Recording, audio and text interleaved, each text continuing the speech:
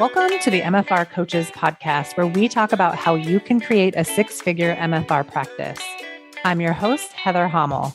Not only have I been practicing MFR for 11 years, I'm also a life and business coach, especially for MFR therapists.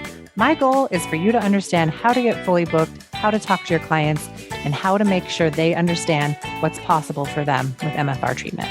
I'm here to help you stop under-earning, overworking, and burning out. I'll lend support so you can create the MFR practice you've always wanted. Learn how you can do it too, even if you live in a tiny town, and even if you're just starting out, and even if you've ran your practice for years. Let's go.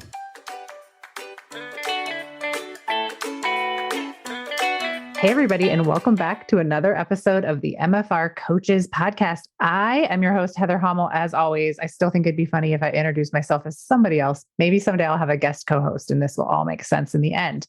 But I am joined today by one of my coaching clients, Sarah Borda.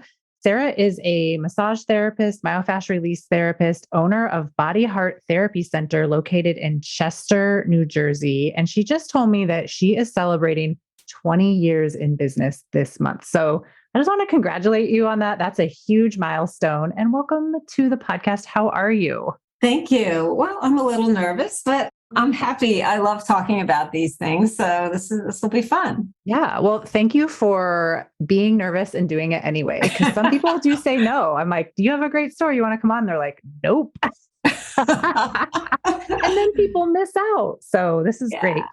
Yeah. All right. So tell us a little bit about your journey. Like, how did you become a myofascial release therapist? Is that what you always wanted to be when you grew up, or what happened? No, I went through a really difficult divorce like 24 years ago. And during that time, I was about to jump out of my skin because I was in so much pain. And I thought I was physical. Like, I thought I knew I was physical, but I didn't realize until then that the emotional pain was showing up in my body. Like, I couldn't live it. Like, I went everywhere searching for some sort of relief in my body. So I wasn't consciously making this connection that my emotions live in my body, but I was suffering and I was in survival. And I started getting all these different forms of touch and experiencing this whole new world. And I was talking to a psychologist too, but I realized it was the touch that was creating the resiliency in my process. Wow. It was so nourishing, and I felt so heard and held and honored and all of that. And I was like, I don't know what I'm doing. I don't know why I'm doing it, but I'm just going where I feel good. And once I got through my process and, moved into a more settled place in my life with my children, I was like, I got to do this for other people. Like, everybody needs help, especially in deep transition times in their life. So in a way, I came at it from the more emotional side of things. And also from this sort of like, I want to be there for people that are jumping without a net, into a whole other structure of their life. And so then I went to massage school and I fell in love with the body. And I'm not really a particularly scientisty physics kind of girl, but I started just loving it. And then I had a massage, and was telling this massage therapist about my theory with the emotions and all that. And she said, well, then you need to go to a John Barnes seminar. I love it. He's your guy. Yeah.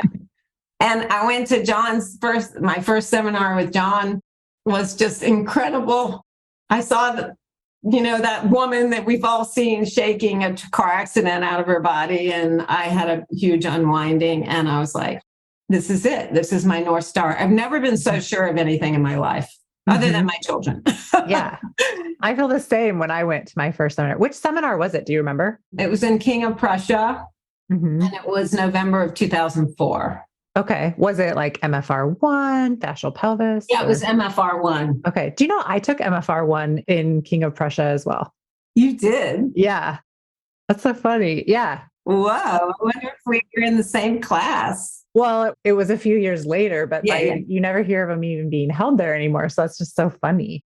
No, I know. It's true. But I mean, I just never, it's so striking to me that I could be so sure of something. Yeah. And then I never looked back after that. It was like, nope, no more massage. This is it. Yeah. How long were you a massage therapist ahead of that? Just a couple of years. Okay. Not too far down the road. That's how I was too. Yeah. Yeah. Not too married to it. But I remember being so frustrated with like touching these people. And it's like, why is this tissue not moving? I don't understand, and now it's like, because they're frozen fascia. Yeah. Yeah. It makes so much more sense now. Oh, yeah. What was going on in your business around the time when you found me and decided to join Raise Your Rate Bootcamp?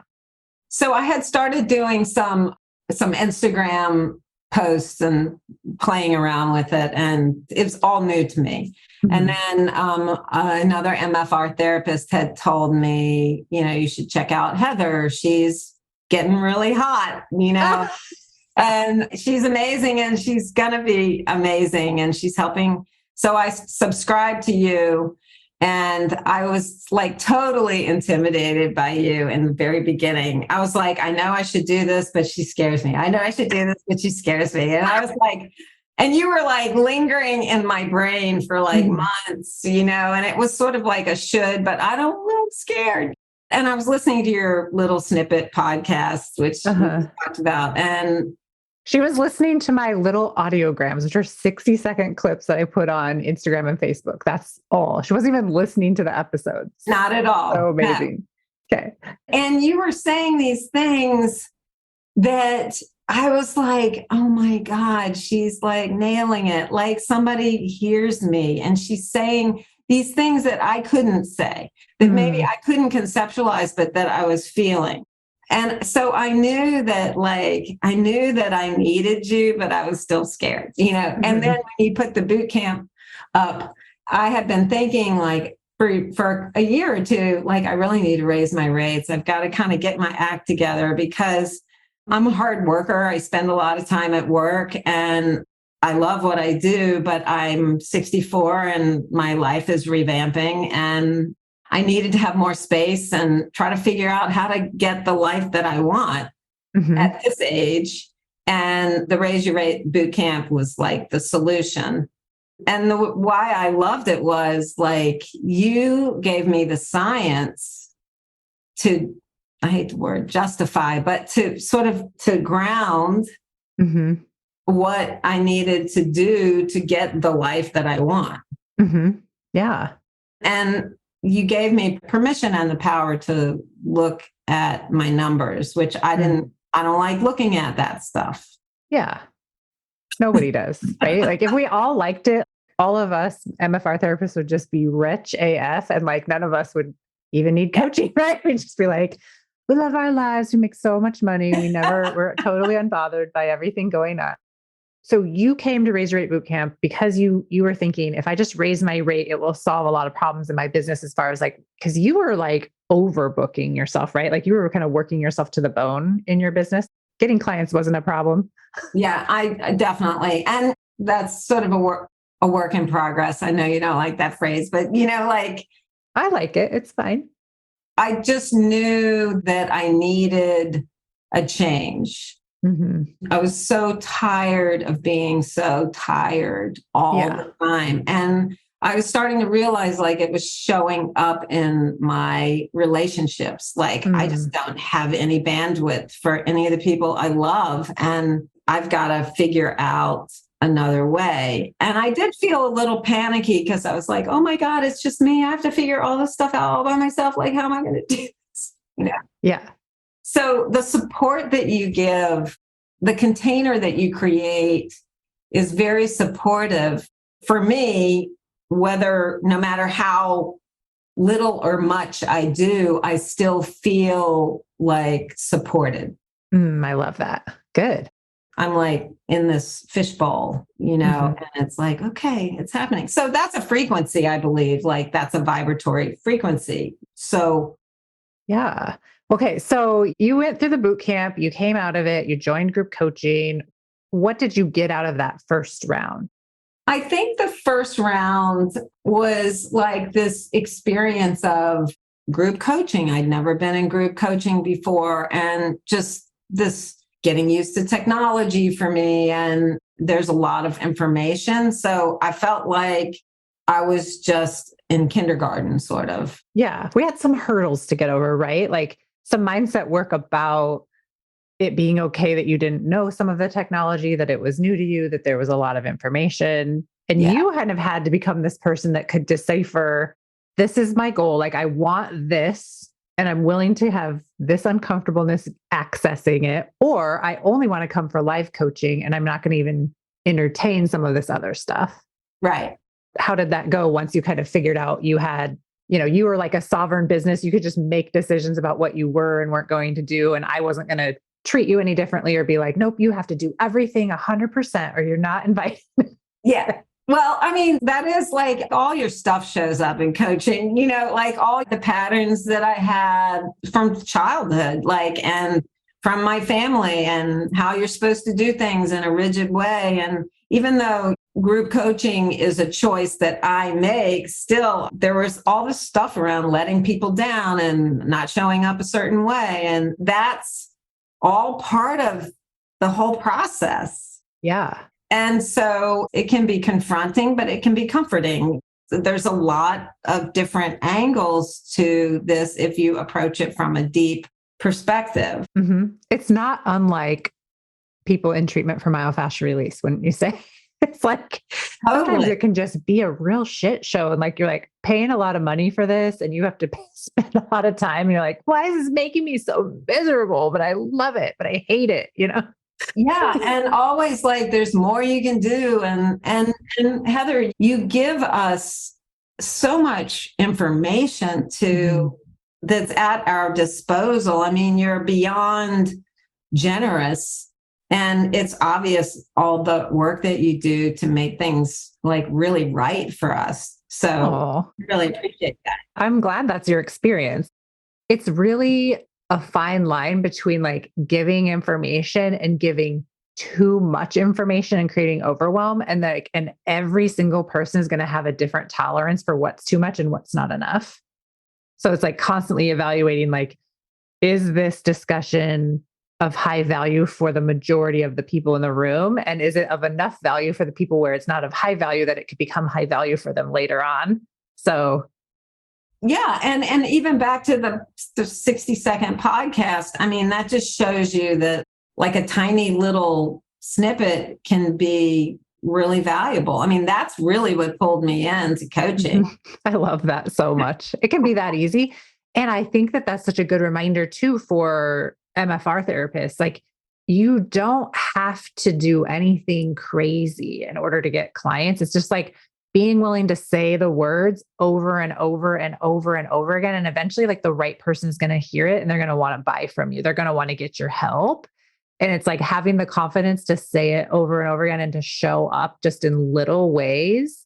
And you never know who you're going to help. So I love to say to people that are kind of anti-Facebook posters or anti-email senders or anti-Instagrammers or whatever, it's if your only intention is to help one person, you've done your job. And you can't help but help lots of people when you're trying to impact one person. You're always going to impact more. And you're not doing it for likes. You're not doing it for shares. You're not doing it for downloads or whatever. You're literally just doing it to help people. And I can't even tell you how many of those 60-second snippets that are out there that have 0 likes. Nobody has hearted them. I don't even know that people are seeing them. And I really do have a very small audience. I probably always will because there's just a finite number of MFR therapists out there in the world, right? It's not to everyone. And I kind of love it. I love having a small audience. I love having a small email list because I know that whoever's on it is really someone that I'm helping. Right. So it's worth it. I feel that way about being an MFR therapist. I mean, as much as, I would love to have a big community here, I kind of like that we're so special. Yeah, I do too. I think it's great. And we were talking before we started this. So I was saying, you're kind of how did you come up with all of this stuff? Or how do you know what's going on in people's brains? And I'm well, because I am an MFR therapist and I would drive to work and feel unfulfilled and not understand why, and really believe in this work and then be completely frustrated by the healthcare system and feel alone but then also being alone, all the things. It's me. Hi, yeah, exactly. I'm just like you.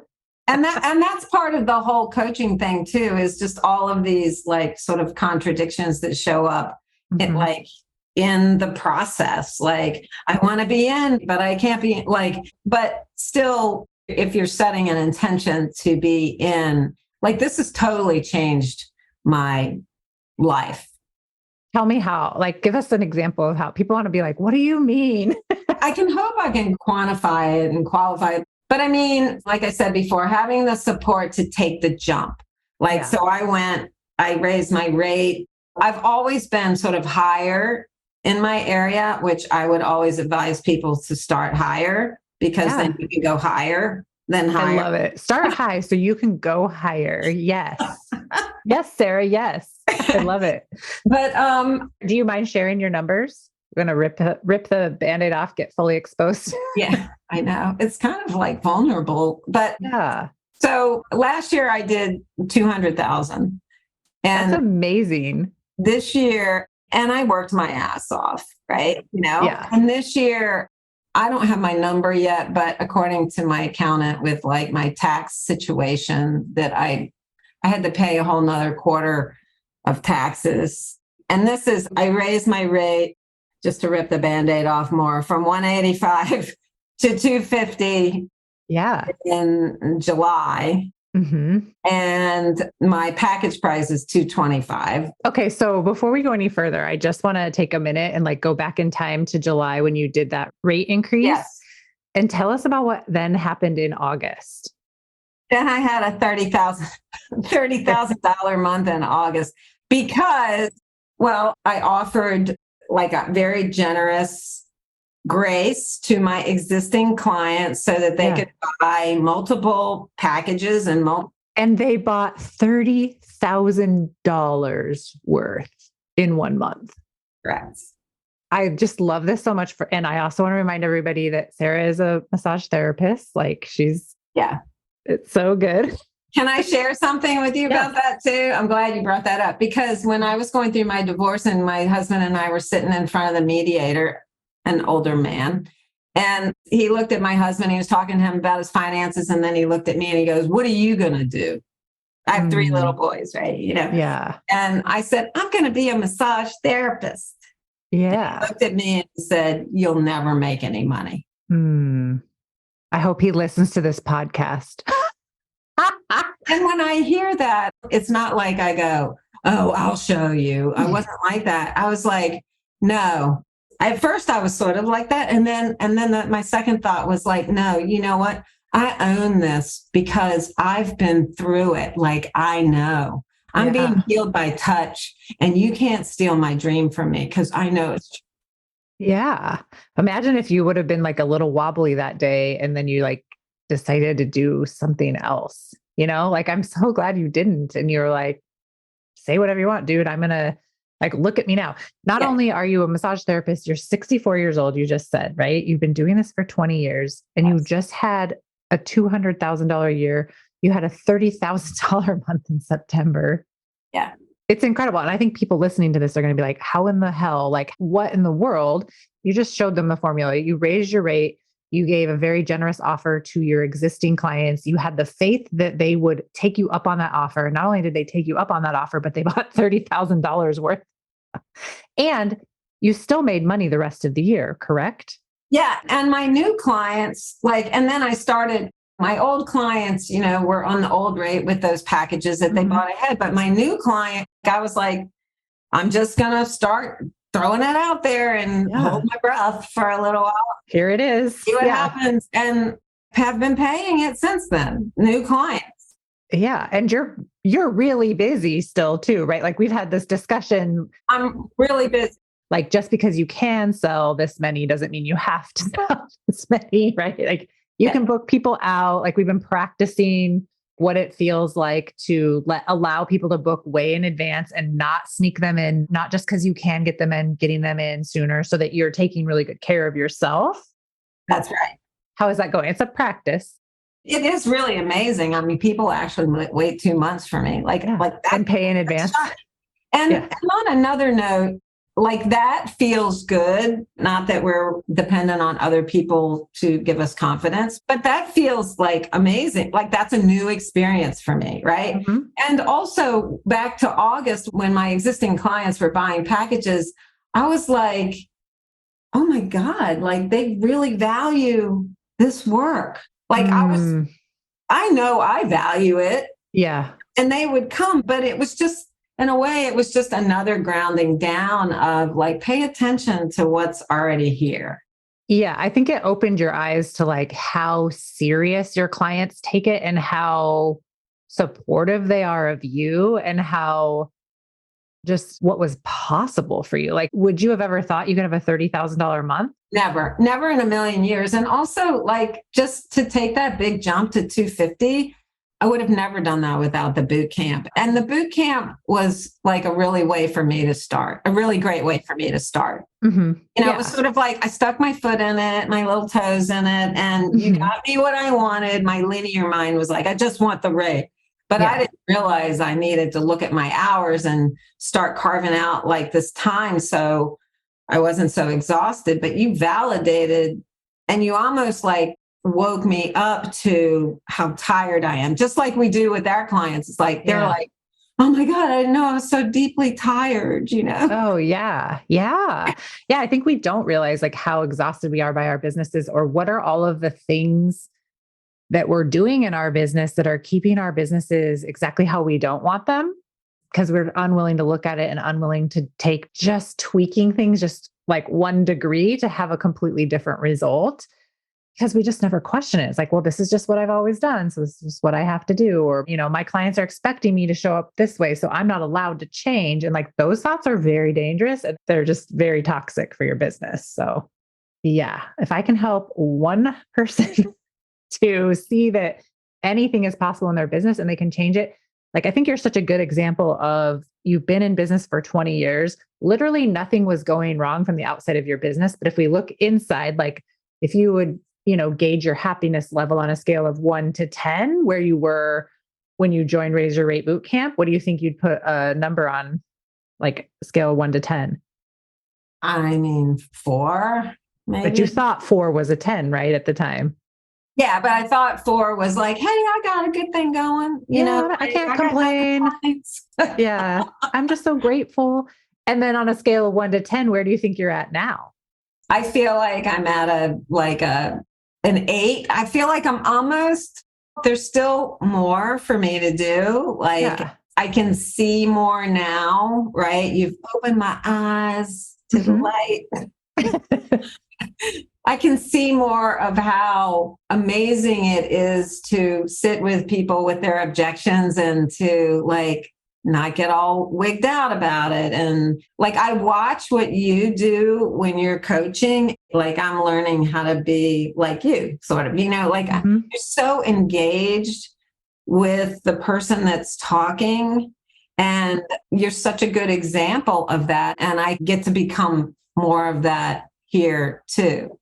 Oh, I love that. That's like a good way too, to like see, I guess when I'm talking about how do you overcome objections, like I guess coaching like 99% of the time is helping you overcome your own brain's objections to doing the things you want to do, right? The entire time. Like that's really what coaching is. Totally. So, yeah. And that was one of the reasons why I also wanted to be coached. I told my psychologist, I said, I'm going into this because it's a process and a process, like I want to see what she's doing. Yeah. Because I feel like we coach people here sometimes. Yeah. I mean, you are. Coach them to stay in. Yeah. But a lot of MFR therapists, I think just therapists in general, but I'll pick on you MFR therapists because you're the ones listening. You're the ones in front of me.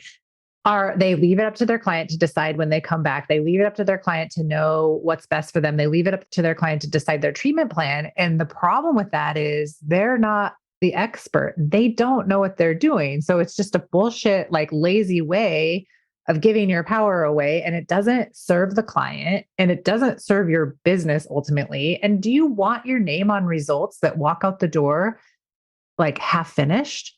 No, not at all. No. And I think there is this thing about touch and like spirituality maybe and all this that it's that we're not supposed to make money or something. Like I know that, and it's like, the other professions, doctors, lawyers, it's okay for them to make money, but we're supposed to be all heavenly. Yeah. Or theirs is justified because they paid so much to go to school that they deserve to make more. Right.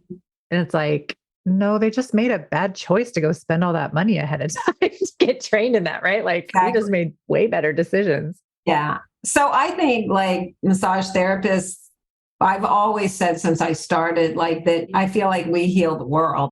And I think that if you're a massage therapist, I want you to value deeply what you do and know that you can make money.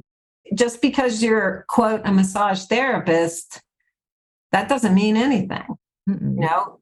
Yeah. You just made $250,000 in a year. What? What?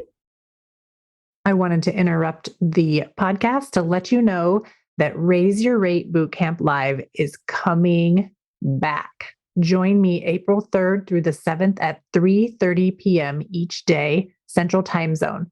Learn how to raise your rate and get coached throughout the entire process, start to finish. Completely change what is possible for your business in just 5 days. Reserve your spot now. There is limited space available. You're going to want to join me live as there will not be any replays of this free event. And April group coaching enrollment is happening April 5th through the 7th. So be ready to join then too. Remember, Raise Your Rate Live Bootcamp happening April 3rd through the 7th, 3:30 p.m. each day, Central Time Zone. Mark your calendars. You don't want to have any excuse not to join us live. See you there. What is it that you thought you were going to learn? And then what actually happened for what you learned? Was there like kind of a juxtaposition there from what you thought you were buying versus what you got? I think originally I got into, I wanted the experience. I was like, I'm ready to be coached.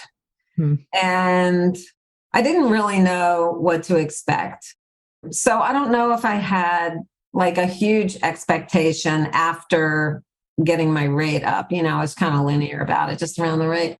What I've gotten out of it is it's hard for me to like quantify. Let me ask you this in a different way. Okay, fine. So you got in it to raise your rate. You kind of like, we kind of checked that off like fairly soon, like within 4 weeks of the program. Yeah. Mm-hmm. Yep. And you had worked on it a little bit ahead of coming in because you signed up early. What has kept you coming back? Because now you're in your third round of coaching. Yeah. What keeps you coming back? I think for me, I don't want to feel rushed when I'm learning new ways of being. Mm-hmm. And for me to feel like I have to cram all my learning into one session of coaching is just gives me like a panic attack. Like, it's like, what's the use? What's the use? Like, I'm either really in or I'm not in. That's me. Yeah. That's just me. Mm-hmm. And so I find, and also I think your coaching has taught me to say this in quotes to my clients, work with me for a year. Because I told you that I wanted to work with you for a year. I know you did. And I was like, you know what? I think you're the first person to say that to me. And like, I'm going to start having that thought about all my clients. All my clients could want to work with me for a year, or they'll want to work with me for a year. Yeah. Well, if you think about it, like we go through these seasons, like this wheel of 1 year, and there's a lot of intrinsic possibilities for change in a year. Yeah. A lot happens. Yeah.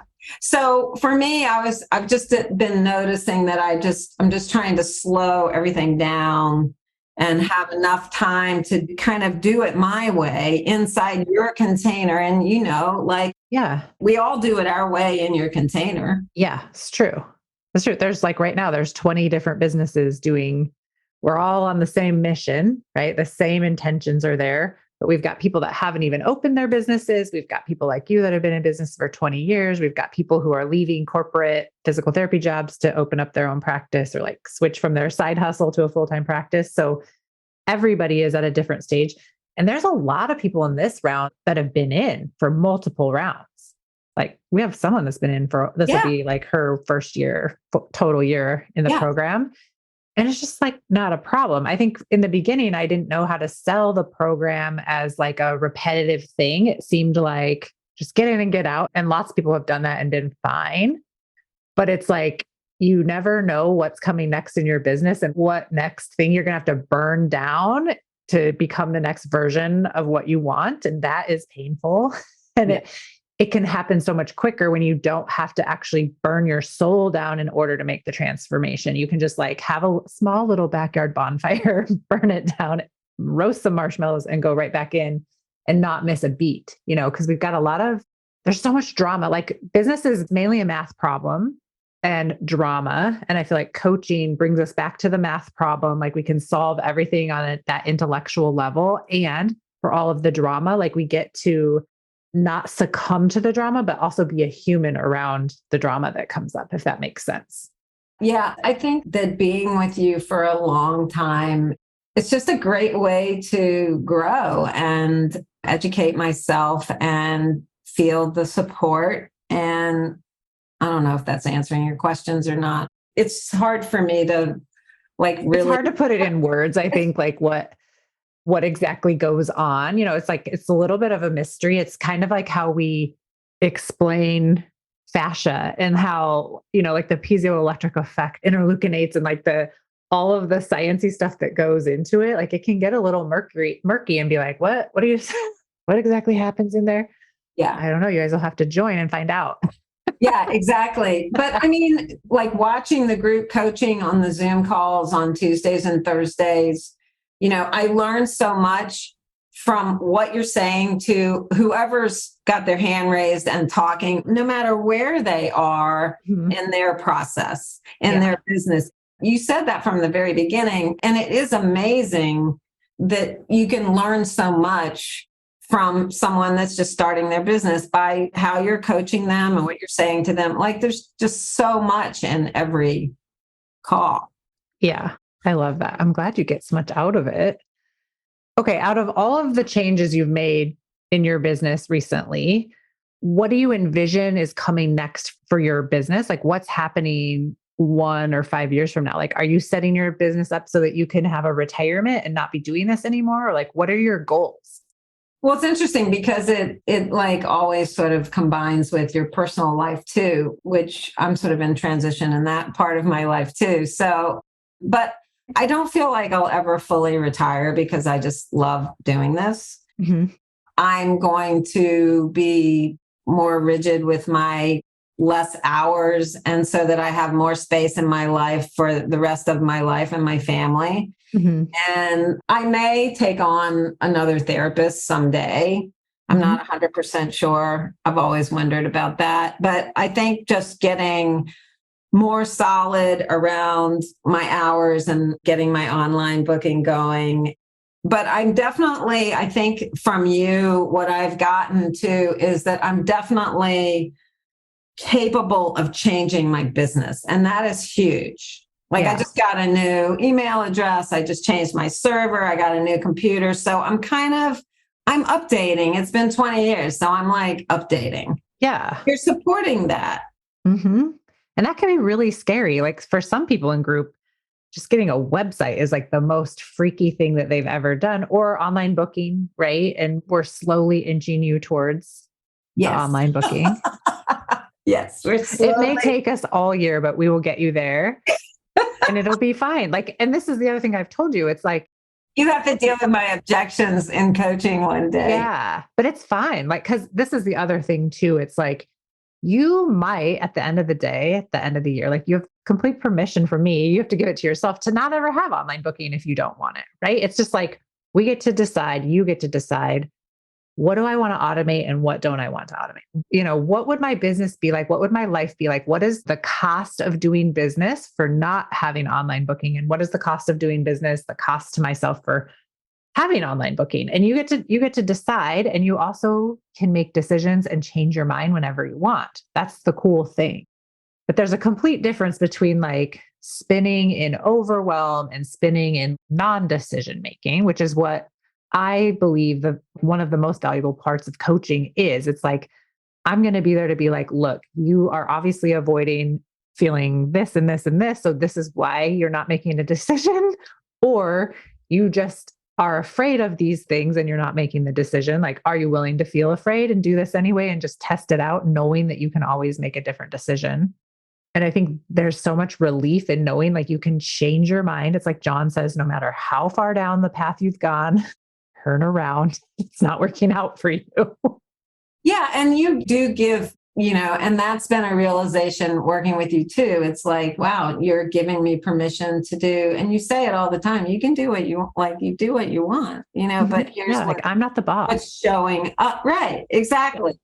And so you give us the autonomy, but at the same time, you're like nudging us a little.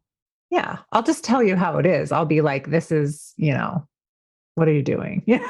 I'll question. Call me on my stuff. That's right. I do that to everybody.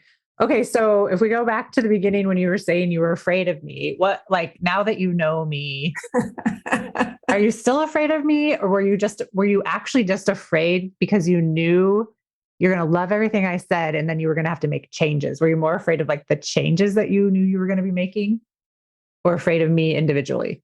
I think I was afraid that you were going to make me do something that I didn't want to do, right? Yeah. Like I'm like 5 years old, right? I'm just not that powerful, Sarah. That's just my shit, So you were so strong and powerful on your podcast, those 60 seconds those 60 second clips of power. Once a month or something. And I know that like I can come across that way too with people. So like I get it. But no, you've amazed me in your patience and how gentle you are and how you show up silly and you show your stuff. I've never heard that come out of anyone's mouth but yours, that I'm gentle. Because you've said that before. You're like, you're gentle coaching. And I'm like, when was I gentle? I think you're really gentle. I appreciate that. I appreciate it. And you're patient, and I love it. And also I've seen you grow this year. Like you've grown.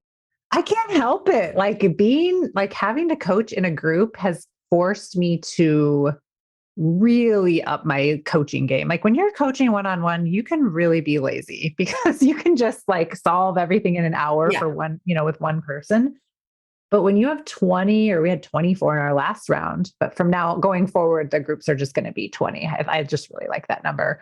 That's a lot of people to be responsible with, like their businesses. Like it's a big deal. So I want to be varsity level coaching, just like everybody wants to have varsity level MFR skills. And it's really important to me to get everybody to their goal, not just the 3 shiny people at the top of the class that everything seems to be working out for because they've been working with me for a year, like that's just, the reality is it can take several rounds of coaching to get to the goal that you want. It costs a lot of money, and everybody that's gone through coaching figures out how to make their investment back and how to get people on their schedule. Like they can do this if they're out of their own way. There are always going to be people that it takes longer for, and that's actually not a problem. It's really not. But it's the same paradigm or the same template as MFR. Yeah, exactly. Like everything you're going through in your business is what your clients are experiencing in their MFR journey. Exactly. And that helps us show up because we're going through this. If you're able to see yourself inside the process, right? Yeah. Like then you're like, wow, I can actually show up better for my clients because I can relate to this journey. I'm doing a coaching journey, but wow, like now I know something better to say to them, something more succinct or something more compassionate or something to say to that person or I become a better coach with them because I'm being coached. Mm-hmm. Yeah, because your mind is managed. You're not showing up to them thinking like, I need this person to like me. I need them to buy from me. You don't have any needs that they need to fulfill. Right. And that is worth it. So you are able to sell MFR much more cleanly when you're not attached to the outcome. And like your only goal is to help them get to their goal. Right. And that's being in relationship with your client. Like you're just showing up for the relationship. Yep. And that's it. You're not showing up to have like some missing need met by them. And if they say no, then you're going to go have a spiral. I mean, this still happens, but like less often, right? Yeah. Yeah. It's much cleaner if you approach it like you're in a relationship with a person. Like it's just about the relationship. I just want to honor the relationship, Yeah. But if you come in like, I have to do something, then there's just all this pressure in the room. Yeah. Or this client is so annoying, or this client is always late, da, da, da, da. And it's like, hey, guess what? You get to start having boundaries, and I'm going to show you how to do it. And the only person responsible for it is you as a therapist. Like, you just get really good at it. That's what you've taught us. And just, it goes back to being on your own in your own business. It was sometime during our coaching that I was like, oh my God, I'm the only one that can do these things. Like, I'm the only one that can give myself a day off. Yeah. You're the boss. And that's what I always wanted, right? Like, because I don't want somebody else telling me what to do, right? Yeah. But at the same time, it was like this major epiphany. It's like, the only way out is you going through it and decide, like, I have to do it. So I think I had these momentary lapses. Like, I don't think I can do this. Like, I don't know how I can do this. Like, I was trapped. Like people are trapped in their bodies, right? When you can see us. But then you showed me how I was big enough and confident enough, and I deserved it in a way, or like you could withstand whatever emotion was going to come up in your body if you disappointed others, right? It was like being willing to disappoint others to not disappoint yourself, and realizing like you're just not responsible for other people's thoughts and feelings. That's a major discovery, I think. I still have to remind myself of that daily. Like, that's just how the world works. Like, I'm not responsible for making my kids happy. I'm not responsible for making my husband happy. I'm not responsible for making my clients happy, right? Like, I'm responsible for doing the things that help me show up in a way that's amazing. And when I do that, it's almost inevitable that everybody else around me like gets that same feedback. Like, oh, I feel good being around Heather or whatever. And when I'm being an asshole, like people think I'm an asshole because that's how I'm behaving, when I'm not meeting those needs. Right. And then you think you're an asshole because, like it's like a double whammy when you can't show up as a whole person for your people. But we'll go out of our way to show up like that for our clients in this like fake kind of way, and then go home and be assholes at home, and like that's not good. Maybe I'm just telling on myself, but yeah, like that's one of those things that I'm constantly working on is like, how do I maintain how I show up for my clients, like into my personal life all day long, not just for like a few hours at a time. Right. Because you get a different kind of feedback from family than you get from clients, right? Like I'm on the Zoom screen with people all day long that are like, thank you so much for helping me, right? And my kids are like, why didn't you wash my underwear last night? Why aren't there any spoons? Why isn't there dog hair everywhere? I don't know, you guys, but I just coached really well. Does anybody care about that? Side topics. I get a lot of coaching to maintain myself. I know. Hey, I get a lot of good stuff back from the work that I do, Yeah, that's so good. Okay. So is there anything else you want to tell about your experience or any advice that you would give to the person that's listening to the 60-second clip of this that's thinking, oh, maybe I could have a $30,000 a month, or maybe I could join coaching and start an MFR business? What would you tell those people? Well, I mean, from the coaching standpoint, I would say definitely jump in and just wing it for a while, like just jump in and marinate in the container and do what you can do in it.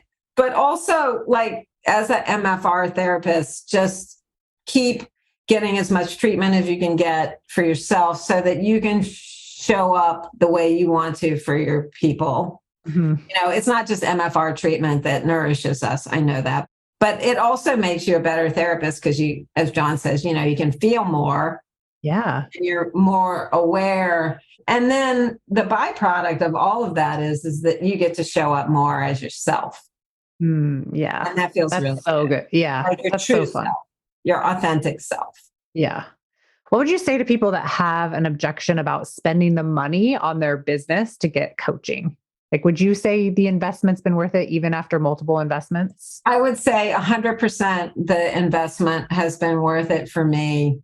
With that said, there are times where I wondered, like, what am I doing? Because I haven't been able to engage sometimes as much as I wanted to. But again, like I told you in the very beginning, for everybody's needs are different, right?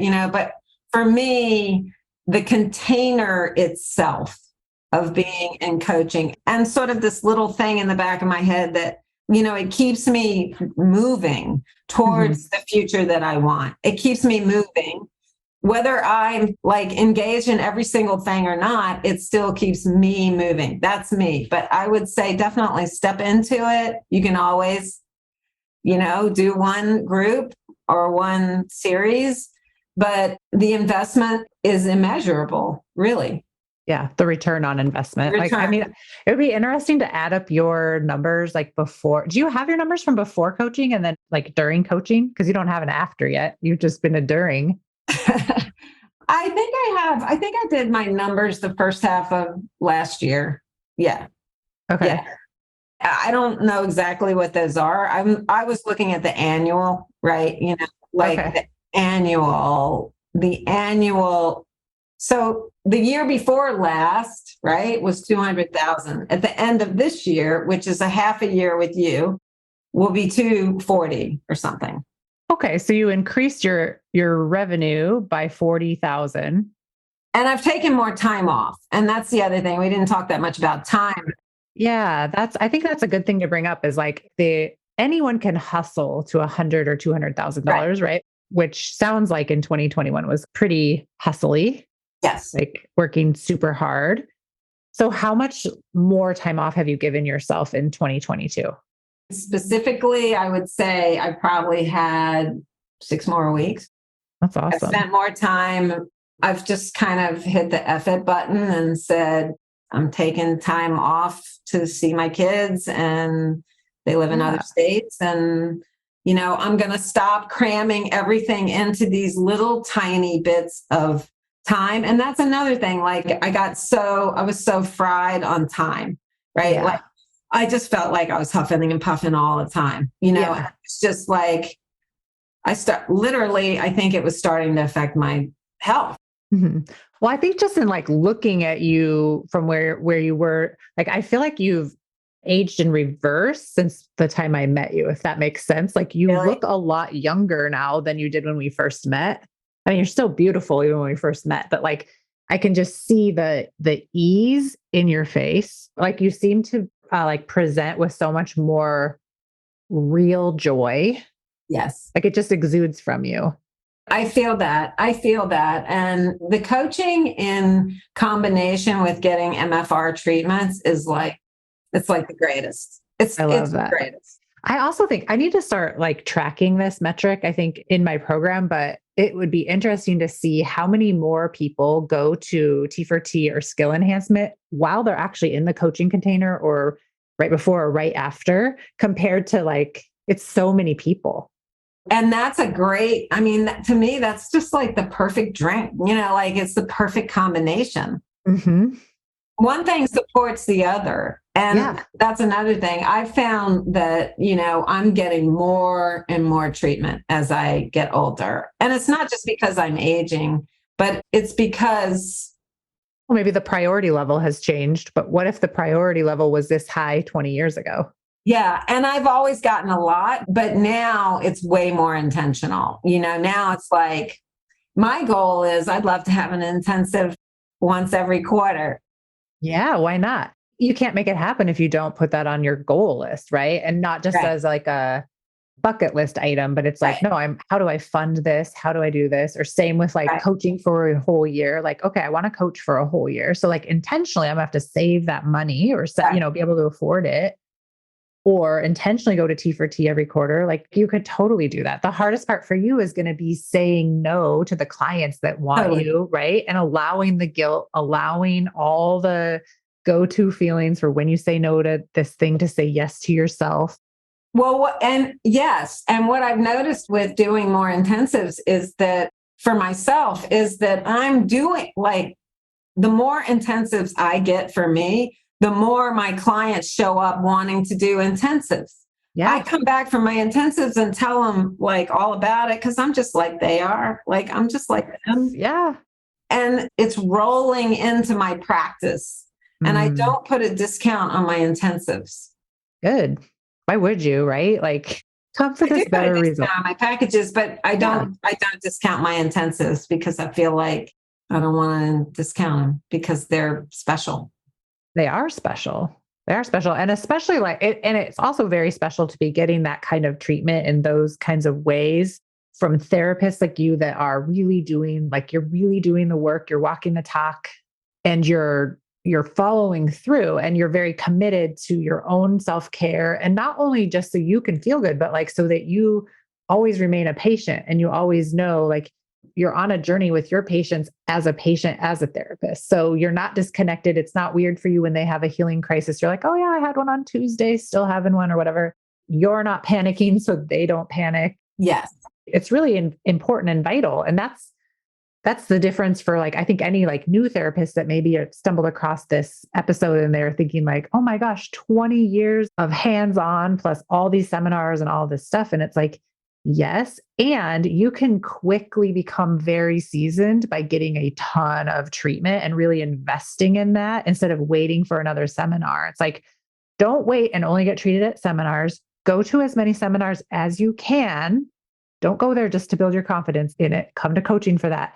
But get the treatment, feel the treatment in your body, pay for MFR treatment. So then it's not weird for you to charge for it because you're willing to pay for it. I think that's also really like one of my best things I ever came up with saying is like, don't trade for MFR anymore. Go pay for it. There's a huge value in that money exchange. And when you can do it, it's not weird for you to receive the money on your end either. I think that was one of the first things that you said in the very beginning. You validated what I had already been doing, but you said, if you pay for your MFR, you're going to be able to ask people to pay for your MFR. You know, they charge a lot of money in different places. And I tell my clients it's worth it. I go there because I get good care. Right. You know, and they know I always say to them, I drive 2 hours. I spend a lot of money. I buy a hotel room. I don't work that week. Yep. If you look at it financially, it's a big investment. I'm going to be doing that next week. I'm driving 2.5 hours away. I'm staying in a hotel for multiple nights. I've got someone hired to come in and coach my group for me. So like I can be fully there and really take care of myself. I'm so glad. Yeah. And I'm going to fascial pelvis pretty soon for the 8th time. So Woo, that'll be fun. Yeah.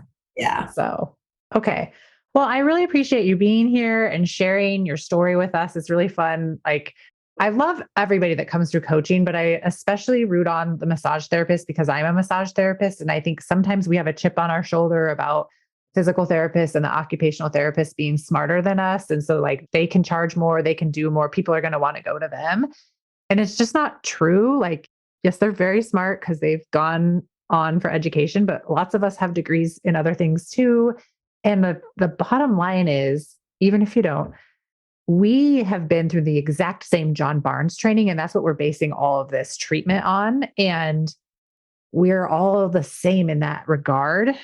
And it's really important to value ourselves as equal to all the other modality, like all the other letters after the names. Like it's not any more or less important. So that's great. And that it's so true. It's so true. This has been great fun.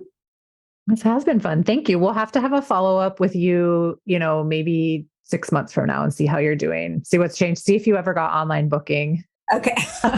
Nudge, nudge. Yeah. I'll be like, Sarah, where can people find you if they're looking for you?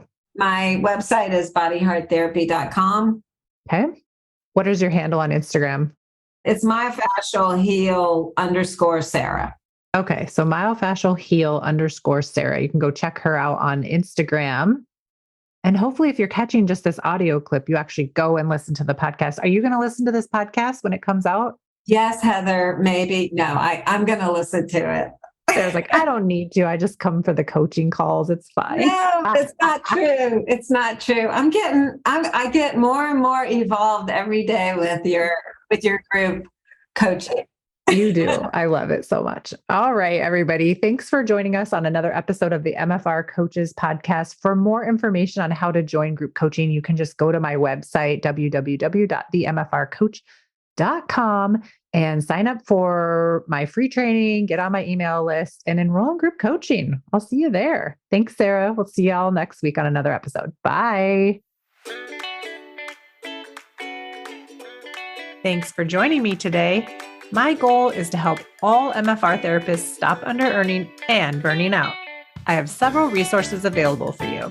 Read my book, The MFR Coach's Guide to Having Your Own MFR Business, available on Amazon and at Advanced John Barnes MFR seminars. Keep listening to the podcast. I'll always have fresh content each and every week. Join my group coaching program. Enrollment opens 4 times per year. We take all the information I teach and lay down the foundation for your 6-figure MFR business. It's more than just raising rates, but you'll make that the hardest part. Then expand into the business owner who delivers your rate like it's just the news and who can sell MFR to anyone in any situation. I'll show you how. Get on my email list, follow me on social media at the MFR Coach, and visit my website for more information on group enrollment, themfrcoach.com. Thanks for listening, and I'll see you next week.